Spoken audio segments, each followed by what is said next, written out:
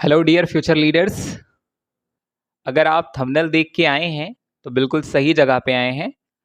बस थोड़ा धैर्य बनाए रखना, इस वीडियो को अंत तक देख लेना और अगर स्किप करके जाना है तो अभी चले जाओ। फिर पूरा दिन पूरा साल भटकते रह जाओगे, कुछ नहीं होने वाला है। तो 2 4 10 मिनट जो भी इस वीडियो बने, इसको आप लास्ट तक देखिए और आपका सारा का सारा चीज़ें समझ में आ जाएगा। ठीक है, मैं इस वीडियो में अपनी स्टोरी बताऊंगा कि मैं कैसे एक एकदम बकवास बच्चे से, जिसको फिजिक्स का पी नहीं आता था, वो यहाँ तक कैसे पहुँचा। अपने 9th में जो बार बार फेल होता था, वो ग्रेजुएशन में टॉपर कैसे बना।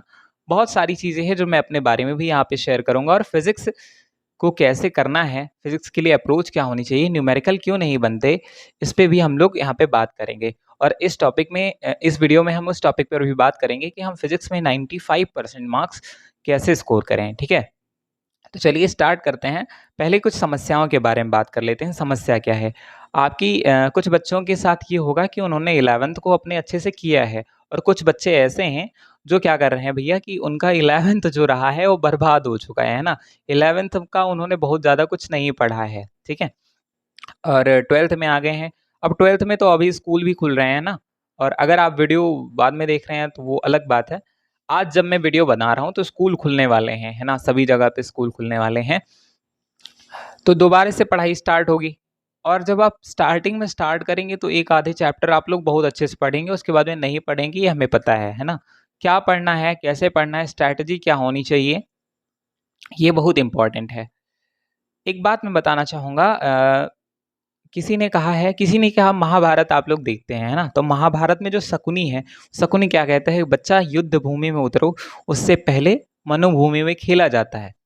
मनोभूमि यानी पेन पेपर, हम लोग का तो वही है भैया, हम पेन पेपर उठाएंगे और अपनी स्ट्रैटेजी बनाएंगे। स्ट्रैटेजी क्या होनी चाहिए, है ना, स्ट्रैटेजी बहुत ज़्यादा इंपॉर्टेंट चीज़ें हैं, बहुत ज़्यादा।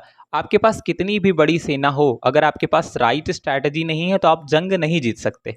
तो जो अपनी पढ़ाई है ना, इसको भी जंग की तरह लीजिए, और जंग में आप विजेता बनिए। जो विजेता बनेगा वही राजा बनेगा, और राजा तो आपको बनना है। अब राजा बनने के लिए तो पैदा हुए हैं। खैर, अब मैं आगे बात करता हूँ कि क्या करना चाहिए। सबसे पहले क्या करना है वो बात करते हैं, और क्या नहीं करना है वो बात करते हैं। लेकिन सबसे पहले मैं बता देता हूँ आपको क्या नहीं करना है। नहीं करना है कि आप यूट्यूब पे किसी एक पर्टिकुलर टीचर की प्लेलिस्ट उठाएं और उसको बैठ करके छाप डालें, सारी सारी चीज़ें बस लर्न कर लें, नोट्स बना लें। कुछ नहीं होगा इससे, ठीक है। अन्य के साथ भी ऐसा करेंगे, कुछ नहीं होगा। स्ट्रैटेजी क्या होनी चाहिए, फिजिक्स को करना कैसे है, इसके लिए कुछ कुछ चीज़ें मैं आपको बता रहा हूँ, ठीक है। तो सबसे पहले अगर आप फिजिक्स पढ़ने के लिए जा रहे हैं तो फिजिक्स है क्या, पहले ये समझ लीजिए। फिर फिजिक्स की के बारे में जो जो उससे रिलेटेड चीज़ें हैं उसको पहले आप लोग समझ लीजिए, फिर स्टार्ट करिए। अगर आप वीडियो अभी छोड़ के जाना चाहते हैं, चले जाइए। हाँ, मैं मानता हूँ थोड़ी सी वीडियो बोरिंग है, बट अगर आप लास्ट तक रुकेंगे तो आपको प्रॉफिट ज़रूर होने वाला है। चलिए, तो मैं बात करता हूँ डॉक्टर फेमन की, है ना। 1 मिनट में एक बुक दिखा रहा हूँ। मेरे पास ये बुक है ना, बहुत ज़्यादा मानी जानी बुक है, concept of physics, doctor H C. Verma sir की, है ना। इस बुक का मैं कोर्स कंप्लीट कराऊंगा, एच.सी. वर्मा पूरी की पूरी पढ़ाऊंगा, है ना, इस चैनल पे। अगर आप 11th में हैं, 12th में हैं और नीट या जेई की प्रिपरेशन करना चाहते हैं तो ये वाली बुक हर टॉपर रिकमेंड करता है, और मैं इस चैनल पे इसको बहुत अच्छे से पढ़ाने वाला हूँ। तो आप चाहें तो इस चैनल को फॉलो भी कर सकते हैं ना।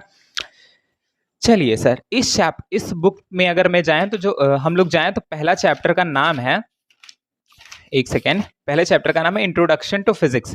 तो इसमें बताया गया है व्हाट इज फिजिक्स, फिजिक्स क्या है, उसके बारे में बताया गया है कि फिजिक्स एंड मैथमेटिक्स के बारे में बताया गया है, फिजिक्स और मैथमेटिक्स के बीच में रिलेशन क्या है, ठीक है।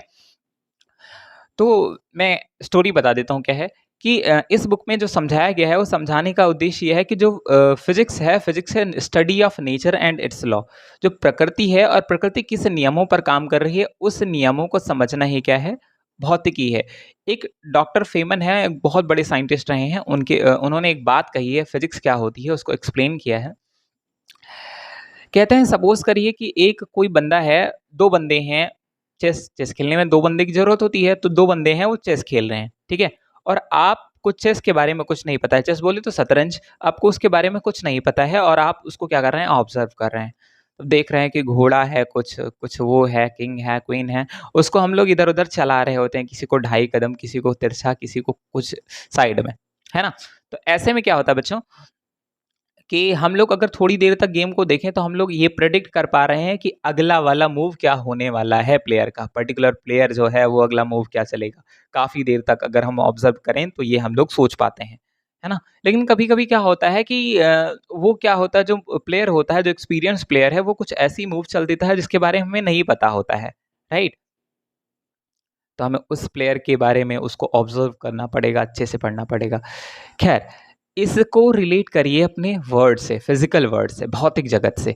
भौतिक जगत यानी जो संसार है, इसमें ऐसे बहुत सारी चीज़ें होती रहती हैं सेम टाइम पे। कभी कुछ हो रहा है ना? फ़ैन घूम रहा है इस रूम में, लाइट्स जल रही हैं, ये इसको छोड़ रहे हैं तो नीचे गिर रहा है, हम आपसे बात कर रहे हैं तो आपके पास तक आवाज़ जा रही है। बहुत सारी चीज़ें हैं, है ना? माइक में बोल रहा है, माइक से कुछ कन्वर्ट होके वायर में, वायर से फिर फ़ोन में, इस टाइप से चीज़ें हो रही हैं, है ना? तो यही सब तो फ़िज़िक्स है। अब मैं आपको समझाता हूँ ये है क्या वास्तव में। सुनना मेरी बात। जो फ़िज़िक्स है, जो प्रकृति है, प्रकृति को मान लीजिए कोई एक अननोन शक्ति है, अननोन पावर है, जो किसी एक पर्टिकुलर रूल पे चला रही है ना? एक रूल है, उसी रूल के हिसाब से ये पूरा का पूरा यूनिवर्स ऐसे मान लीजिए चल रहा है। अगर कोई बंदा क्या करता है, उसको बहुत देर तक देखता है तो प्रेडिक्ट कर पाता है कि अगला क्या होने वाला है। एग्ज़ाम्पल के लिए एक कभी-कभी हम लोग के पास क्या होता है कि मान लेते हैं एक नल है ना? और नल से पानी छोटी-छोटी बूँदें टपक रही हैं। टप, टप, टप, टप। तो हम बड़ी देर तक इसको ऑब्ज़र्व करें तो हम लोग ये अनुमान लगा सकते हैं कि कितनी देर बाद में अगला बूँद गिरेगा। तो ऐसा ही कुछ। तो ऐसे ही कोई भी जो बहुत देर तक किसी भी चीज़ को, किसी फिनोमेना को, घटना को जब देखता है, तो उसके बारे में वो प्रेडिक्ट कर पाता है ना? प्रेडिक्ट कर पाता है, फिर मैथमेटिक्स के सहारे उसको उसकी पुष्टि करी जाती है और वो क्या बन जाता है, एक रूल बन जाता है ना? तो अगर हम लोग ये कहें कि जो फिज़िसिस्ट होता है, वो क्या करता है, फिज़िसिस्ट का काम ये है कि जो प्रकृति में चल रही चीज़ें हैं, इसको काफ़ी देर तक देखो, ऑब्ज़र्व करो और ऑब्ज़र्व करने के बाद उसके लिए रूल बना दो।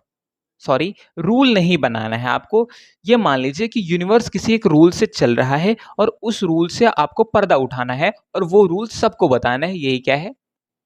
फिज़िक्स है। अच्छी बात है। सर, फिज़िक्स ये है तो हम लोग से सवाल क्यों लगवा रहे हैं? सुनना, जैसे अब हम बात करते हैं थोड़ा-सा नए टॉपिक पे जाते हैं कि फिज़िक्स और मैथमेटिक्स का क्या रिलेशन है, ठीक है? तो इस बुक के हिसाब से लिखा गया है कि mathematics is nothing but the language of physics. मैं सिखाता हूँ आपको। 1 सेकंड। हाँ, तो बात क्या कर रहे थे कि जैसे हम लोग जानते हैं लॉ ऑफ ग्रेविटेशन, है ना? लॉ ऑफ ग्रेविटेशन क्या कहता है? If two bodies having mass m1 and m2 separated by distance r, right? Then the gravitational force is depends on the multiple या फिर product of masses and inversely proportional to the square of their separation। यही तो। और ये लंबी सी चौड़ी सी जो भाषा है, इसको अगर हम लिखना चाहें तो ऐसे भी तो लिख सकते हैं ना, F is proportional to mass of first body and mass of second body and F is anti proportional to the their separation, right? और इसको हम लोग क्या कर सकते हैं, इसको इकट्ठा करके ऐसे लिख सकते हैं, F proportional m1 m2 upon R square. इसको आप ढंग से देखिए। तो मैंने आपको क्या बोला था कि मैथ्स क्या है? मैथ्स है भैया जी लैंग्वेज ऑफ फिजिक्स। अब तुम स्वयं सोचो, अगर आपको कहीं गए हो, अगर वहां के लोगों की लैंग्वेज ही नहीं पता है तो आप लोगों के साथ कैसे सर्वाइव कर पाओगे? कोई पेट किससे सीख के तो आता नहीं है। ऑफ कोर्स बात यही है कि हमको सीखना पड़ेगा, है ना? तो मैथमेटिक्स, कितनी मैथमेटिक्स ज़रूरी है कि हम सर्वाइव कर पाएँ, है ना? कोनो ज़रूरी थोड़ी ना है एकदम से ओमान लिटरेचर हो ही जाओ, मतलब पूरा लिटरेचर हो के समझ जाओ, ऐसा कुछ ना है, ठीक है? आगे बात करते हैं। मैथमेटिक्स की कुछ-कुछ चीज़ें हैं जो आपको बहुत अच्छे से आनी चाहिए, बहुत अच्छे नहीं बेसिक तो आनी चाहिए, जिसमें है पहला आपका ट्रिग्नोमेट्री, है ना? फिर आपका है अलजेब्रा, फिर कैलकुलस का भी थोड़ा बहुत टॉपिक्स, फिर उसके बाद में बेसिक कैलकुलेशन और यूनिट कन्वर्जन। अगर आप लोग चाहेंगे तो इन टॉपिक्स पे मैं वीडियो बनाऊँगा, एक अच्छी-सी वीडियो जिसका टॉपिक रहेगा मैथमेटिक्स फॉर फिज़िक्स या फिर मैथमेटिकल टूल्स। जितनी मैथमेटिक्स ज़रूरी होती है फिज़िक्स के लिए उतना मैं सारी चीज़ें करवा दूँगा, ठीक है? अगर आप चाहेंगे तो स्पेशली कोर्स आपके लिए रहेगा, आप चाहेंगे तो लाइव, आप चाहेंगे जैसा चाहेंगे आपके लिए बना देंगे, है ना? मेरा कोई उद्देश्य नहीं है यूट्यूब चैनल का प्रमोशन करना, ये वो करना।